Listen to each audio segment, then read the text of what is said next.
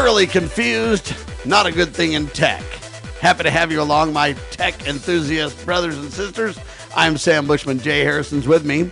NetworkProvidersInc.com provides the funding for this broadcast. We're grateful to them. If you want to partner in IT, think NetworkProvidersInc.com. From beginning to end, they've got your IT covered. As a partner, strategic consulting all the way through the help desk, every part of IT can be handled by NetworkProvidersInc.com. NPITechGuys.com is the website for the show. Audio, video, it's all at your fingertips. NPITechGuys.com. Also available on X and YouTube and everywhere. Spread the word. Hi, Jay. Hey, Sam. How's it going? I'm doing fantastic, except I'm confused to this first headline is my problem. Yeah, with confused. There's so many headlines. So yes, sir. Are we talking about Amazon? No, listen to this one. Okay. Robotics firms are rapidly automating. Isn't robotics already automated? Well, yeah, but robotics firms are rapidly automating the garment manufacturing. So with one California company replacing sewing entirely by gluing fabric together. Now, I don't know if that's quality or not, but that will make for cheap clothing. Wait a minute. They're not going to have sewing anymore? Well, that's the point is, so the negative is like, hey, maybe this is going to make cheap clothing, right? But the positive See why I'm kind of confused, people? Yeah, I get it. The positive is that they think that this shift with robotics could bring textile work back to the U.S. I guess I've even lost more. So let's separate issues a little bit because I'm kind of slow. Right. So first off, we're not going to sew, we're going to glue. Yeah. Can't we just create bots that sew? You would think so, you right? You could certainly teach ChatGPT so. to sew. Come on, Claude can sew. I would think so. I don't think you want to cheapen it up. I don't think I want a T-shirt that's glued together. Well, and that's an interesting thing. At first, you and I say that because we're thinking of like Elmer's, right? Yeah. We're not really thinking of Elmer's, but I'm just saying that's kind of our mentality is kind of Elmer's. Like, it's not going to hold. It's going to. But if they really learned to glue properly, though, and it really kind of fused and the fabric, and I mean, it might actually even be stronger than sewing could be. Potentially, I would assume, yeah, it could be. I just feel like now you're super gluing, not Elmer's gluing, Jay. I feel like they're saying robotics will help us make textiles cheaper than we can do it overseas, so that might bring manufacturing back here. I like the idea of bringing manufacturing, some of it back to the United States. That's a great thing. I got a question. Cheap clothing. I understand. We don't want cheap clothing. We agree. It's not Elmer's. It's super. Okay. But my question is this, though. Would you rather have manual labor in China or Korea or Vietnam, wherever, right, where people are actually making money, or would you rather have it all robotics and nobody's making money because there's no workers, but yet it's in America? Well, somebody's making money, but it's not us. Well, yeah, but you know what I'm talking about. Yeah. The worker, the rank and file, the owners and the whatever are making money. The guy that has to work on the robots is making money unless the robot works on the robots. But there you go. I don't know. I'm just saying it's kind of a hard thing when we discuss race to the bottom. Used to be, let's find the cheapest labor we can find. Now it's let's use AI and computing, and is that really cheaper, Jay? So if I pay not at first, a ton of money to get a big data center or a big robotics expense, at first it's more expensive, but overall, will it really be cheaper? That's their play. But I don't know that they know that, Jay. That's the gamble, though. That's what they got to find out. Yes, sir. Yeah, and I don't know. I think that you might lose some craftsmanship with the human touch, but maybe I've seen robotics do things like welding that put humans to shame all the time. I agree. And when you see some of those robotics, and especially even if you go into like an Amazon warehouse or some of those kind of things, I mean, you see some incredible stuff. Yeah, it looks like I don't know if you've been to one of these. Have you been to one of these places? I've never been, but I've seen a lot of footage from it. Yeah. Okay, I've been in Amazon warehouses, and I'm telling you, it is something to behold. I mean, it literally like moves boxes down conveyor belts, and they go under something, and this happens and that happens, and I mean, it is an amazing marvel to witness and to be part of. It's something. I agree. And I don't, there's a lot of people that are really against this stuff. They're going, oh my gosh, nobody's going to have jobs. This is horrible. I'm not one of them, Jay. I look at it as a very positive thing. And I say, yeah, there's going to be a lot of job losses because there's a big shift. It's like the Industrial Revolution or whatever else. Right. The guys that all had horses and horse stables and everything else are like, no, we don't want you to have a garage for your car. Come on. But I look at this and say there's real positives. And what I think is people will get different jobs doing different things. And the question becomes not if you'll be replaced, it's when you'll be replaced. And when you say replaced, your job might be replaced by automation or robots or whatever else. But what can I do different? So I started out as an IT consultant literally 40 years ago, Jay, on DOS computers, and my job was to actually write a menu so that people could choose their different programs on their desktop. And then when they ran their program, to configure it and to do their printer, and I could do all their IT. One company, one guy, just their IT guy. They wanted to basically back up their database, and so I used modems back in the day and wrote these scripts that sent the database between these two locations. And then in the morning they woke up and their database was synced. And, this kind of stuff was the olden days when I was in 40, whatever years ago. Nowadays, I'm more of an AI automation consultant kind of guy. And I'm putting together incredible databases and systems and linked things. And what I'm doing is 100% different, Jay. It's not even close. Yeah. And do you feel like you're 100 times more productive? No. I feel like I'm more productive because I do more, but the landscape's so much bigger that I actually in some ways do less. So now I'm not the only IT guy at the company. I'm the main IT guy, and I'm kind of an IT manager or an IT whatever. And I manage the moving parts, but I have to depend on a lot of outside firms. I work with the internet, so I work with the internet provider people. Right. I work with these databases, and so I work with this company or that company. There's a lot of IT stuff to do. So I'm more of a coordinator and a manager. Now, that doesn't mean I'm not a strategist. I'm a thinker and I'm a doer. I don't do less necessarily, but since there's so much more that can be done, let's just say this: I have a bigger piece. Yes. But a bigger piece of a way bigger pie. So I used to have the pie, but now I have a bigger piece of a much bigger pie than my little pie was in the beginning. Right. Does that make any sense? Yeah. I mean, it's kind of like what PCs did to business in general, accounting and all these other firms, the stock market and everything else. People thought, with mainframes and then personal computers, everybody was going to lose their job, and that didn't happen either. Just created more jobs, really.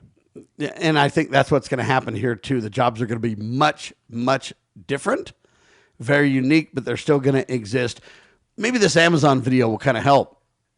What do you think, Jay? Well, we'll see. Amazon is taking a little bit of a different perspective. I think as the company matures, yes, they are. They are, looking to fire customers, maybe even, right? Well, and that's kind of at first, and the real discussion is why and how and what, and with all what Amazon's doing. But they keep growing and hiring. Right. It's an interesting video. Let's check it out. And if they're so robotic in every way, though, why are they hiring, Jay? Because the jobs are changing. That's why. Check this out. Amazon is banning accounts at record numbers right now for a lot of different reasons, but there's one big one, and that is your rate of returns. How often you return things. Are you abusing Amazon's return policy? So what is actually happening behind the scenes at Amazon when you return items? According to a former Amazon manager, the company terminates accounts for behaviors including requesting too many refunds, sending back the wrong items, or violating other rules, such as trying to sell copyrighted material. Cases are usually reviewed by a person after algorithms flag the user account activity as suspicious. Shoppers also are more likely to get flagged if they mark unusual reasons for their returns. For example, an account could get flagged if a customer says an item didn't arrive as described when the other 99% of customers who made the return did so, just because they didn't want it. A former senior manager at Amazon stated that if a customer's behavior consistently deviates from the norm, they are not the kind of customer Amazon wants. They're not just watching you, they're watching other people who've ordered the same thing, and their algorithm, their AI, has established a pattern of exactly what the return reason usually is. And if you're out there in left field, my box was damaged, but no one else's was. Even on that same run, that is a red flag. Amazon. All right, what do you say to this, Jay? I actually don't have a problem with it. I don't have a problem with it either, although I have had experiences. Actually, this just happened this month that we're in right now. I received a package from Amazon, and the package was empty. And it wasn't. I don't even think somebody stole it. I just think that maybe from the manufacturer, or whatever. So you can only sometimes these automated processes that I mentioned, Jay, when it slides down that belt and it's supposed to go under this and drop something in. Yeah. Sometimes it might have had one box go through extra by mistake somehow. That's right. A printer feeds a document or something like that. I don't think there's anything sinister about that. I think it happens. And thankfully, it wasn't very expensive. It was just some charging cables, like $7 or $8. But they just sent me an empty box, literally a package. So you can only do their automated system. You can't really talk to somebody, not easily anyway. And I did the return. And the only thing they could do was that you have to ship it back. And we're going to refund your money right now, but you have to ship it back. If you don't ship it back, we're not going to do it. So I shipped them the empty box back, and I put a note in there. Box full of nothing. Good work, And I Dan. said, yeah, I was like, this is what you guys gave me. This is what I'm shipping. Well, then I got a notice on my account that said, hey, we got something from you or whatever, but you didn't ship this back. And, you're being flagged. And I just decided not to fight it. I was just like, whatever, it's $7. So I just got gypped out of it. But I'm like, come on. So it's not perfect. And I think it's a good idea because I think there's a lot of people out there abusing it. And I think those customers should get fired. But they better have a little bit of closed. Yeah, that's what I mean by firing a customer. Like, if they're abusive the days of the customer's always right is gone. They're using AI to prove that not to be the case. Well, and the reason I say that I'm generally for it is because I get that people are abusing the system, and I think that they've kind of created a mentality, though. I mean, I know that women, when they order things, they'll say, hey, I like these 4 dresses. I'm really only wanting to buy 2 dresses, but I'm going to buy 4 and try them and see which one fit good, and I'm going to send back the other 2. And Amazon is that has abuse? Or is that acceptable? Amazon has a specific policy for that. They have a 7-day try before you buy sort of thing, especially with clothing, where you don't get charged unless you keep it. And I think that's a kind of a cool idea for people that are doing just what you're talking about. Now, remember, the customer's always right. That's only half the phrase. The full phrase is the customer's always right in matters of taste. So it doesn't mean... I thought it was when they agreed with Sam Bushman. Yeah, right.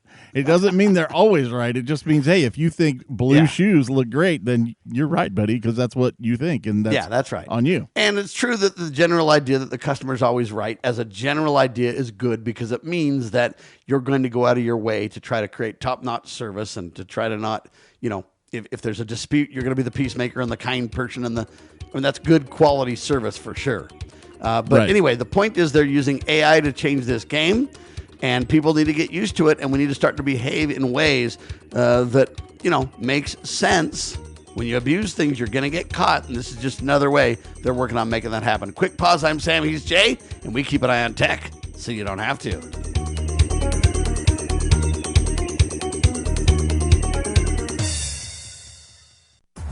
Cybercrime is exploding. Take Sarah from Sweet Delights, whose world crumbled after having to close with not being able to bounce back. Small businesses are prime targets, but the right strategies can keep yours safe. Jay Hill, CEO of Network Providers, has co-authored The Cyber Playbook Simplifies Cybersecurity for Business Owners with Strategies to avoid costly breaches and fines, build a strong cyber attack response, secure your business with key protections. Cyber threats aren't slowing down, but you can stay ahead. Protect your business. Ensure its security for tomorrow. Get the Cyber Playbook today at networkprovidersinc.com/cyber-playbook or call 385-446-5500 now.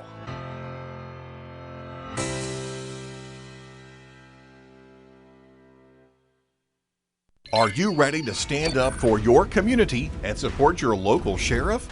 Join the Constitutional Sheriffs and Peace Officers Association and become a vital member of the Sheriff's Citizens Posse. At cspoa.org, we empower citizens like you through weekly webinars, arming you with the knowledge to back your constitutional county sheriff. Together, we can uphold our Constitution and ensure liberty and justice for all. Your community needs you now more than ever.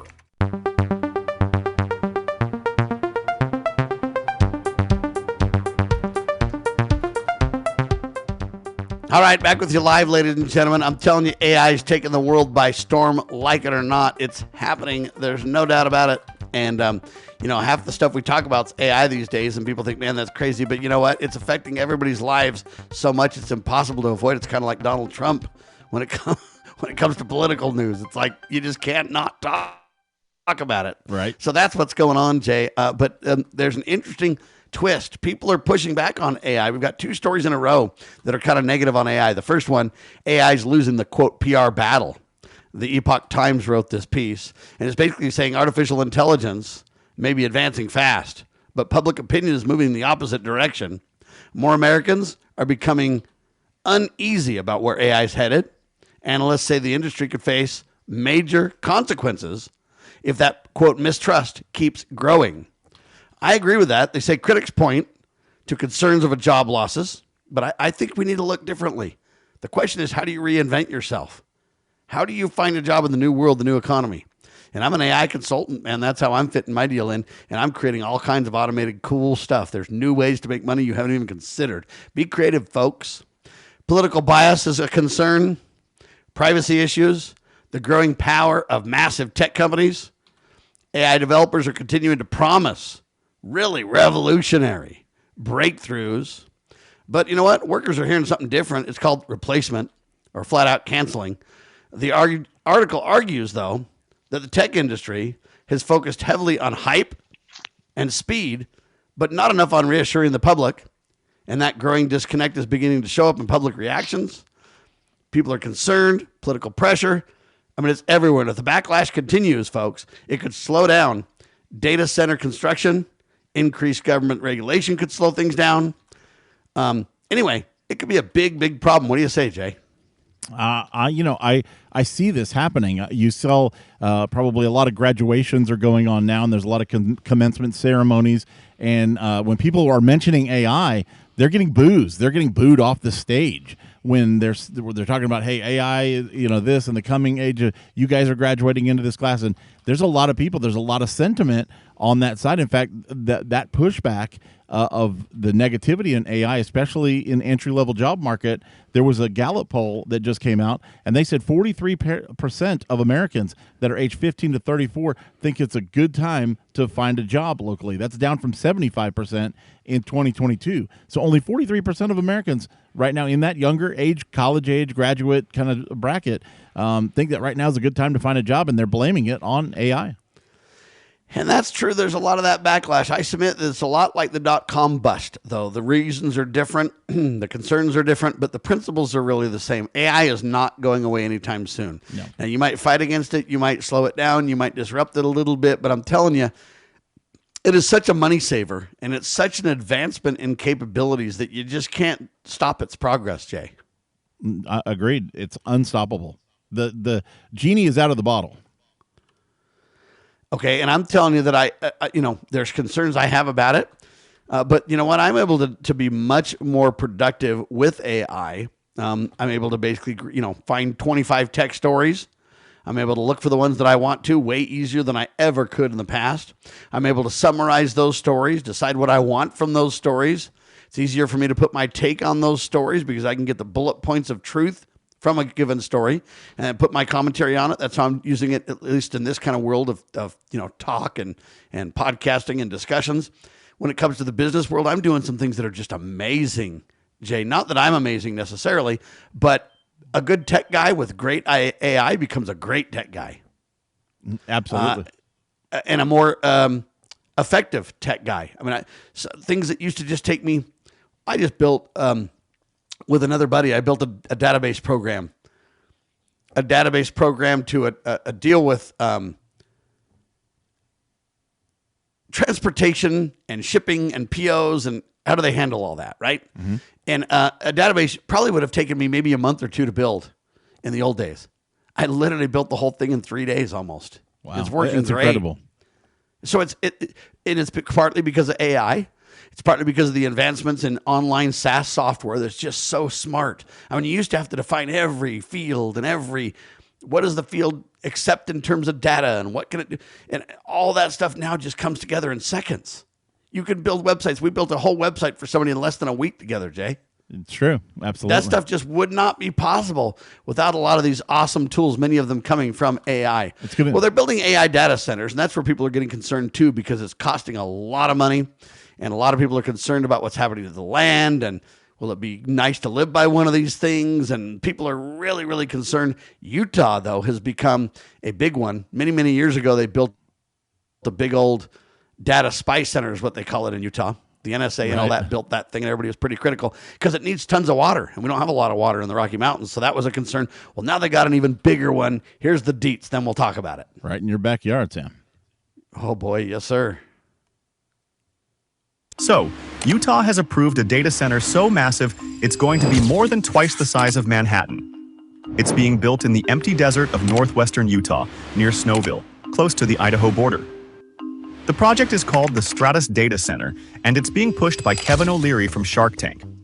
But this isn't just one building. The full project could cover over 40,000 acres, an area bigger than Manhattan. That's around 62 square miles. For comparison, Manhattan is only about 22 square miles, meaning this AI complex could eventually take up nearly 3 times the space of Manhattan. And the power demand is even crazier. The site could eventually need up to 3 gigawatts of electricity, roughly the output of multiple nuclear reactors. Environmental groups warn it could raise Utah's planet heating pollution by nearly 50%. Estimates suggest the project's power systems could consume up to 16.6 billion gallons of water per year. That's enough water to fill around 25,000 Olympic swimming pools, all in one of the driest states in America. So, wow, I don't even know how to respond to that, Jay. Except for I see why people are freaking out though. And what I think that AI is doing, they're losing the PR battle. That's true. But what I really think needs to happen is we need to kind of slow down and deliver this in ways that are meaningful. I mean, how many jobs is it going to create? We haven't even talked about any of that. How do we deal with the water? Where are we going to get enough water to cool that thing? Where are we going to get enough water to, run it or whatever it's going to be?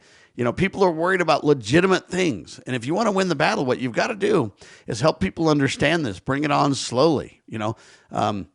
You just can't dump it on people without the facts and have people be comfortable, especially when their livelihoods, their living, their health, I can keep going. All those things are at stake. You got to kind of expect people to go, wait, hold the heck on a second, buddy. You want to do 66 miles of what? And I'm thinking, why do we need 66 what is it, square miles? 66 square miles. Yeah. Nothing about AI is slow, though. It's just rapid fire.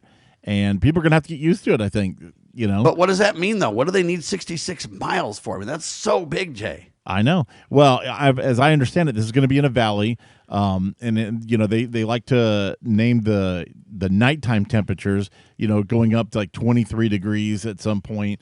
The daytime temperatures are less. It's really just that region. It's not the whole state. Some people mistakenly say this will affect the entire state like that. And it's not, but I think what they're doing is they're buying up this big area and they're getting all of the water rights along with it, so that they'll be able to put in deep wells and pull stuff up.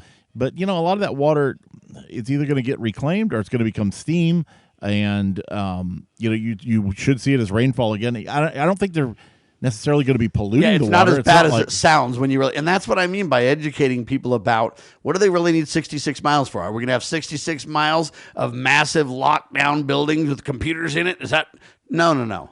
I don't think that's not so. what we're talking about. I don't think. And so it is about the water, the wells, about open space, about separating things, about fences for security and safety, and it's all kinds of things. But if you gave people a little bit of an understanding, I think that the response would be a lot less negative than people think. And people need to also be educated about this. This AI stuff's coming. You can fight it and you can boo everybody off the stage if you want to. But at the end of the day, look, it's coming. So the question becomes, do you want to have the lights on in your house and make your microwave popcorn and watch your TV and then get on ChatGPT or not? Yeah, I think it's also at a bad time. I mean, the Florida's Sure. certainly in a drought, but the West is having a drought too. Lake Mead and the Hoover Dam, they're at dead flow or whatever they call record that. lows. Yeah, and so it's kind of a bad time to try to roll something like this out. So it heightens the concern that people have about it. For sure. Anyway, we bring that up, folks, not just to go negative or anything else, but we really want you to understand this is what people are really wrestling with. And like I say, if you want to win the AI battle, you got to explain it in terms people understand. You got to explain to people where there's a road forward for them in meaningful, productive, safe, stable ways. Okay? Anyway, looks like people are starting to pay more for internet service, Jay. Yeah, we've got a story about Starlink is going to be raising their prices. Their residential Mac service going up $10 from $120 to $130. Their portable stuff, even if you have it in standby mode, used to be $5 a month. Now it's going to be $10 a month. With this announcement, I've decided I'm probably going to roll back my Starlink to a smaller plan. I'm not going to use the residential Max anymore. All right. Well, we're gonna end on that note for this episode, but I want to bring this up next episode too, because this is critical and affects a lot of different people. We'll dig into more details. Okay. Thanks for watching and listening to Tech Watch. We keep an eye on tech so you don't have to. Brought to you by NetworkProvidersInc.com. You've got a friend in the IT business. NPITechGuys.com for our website. Make it a great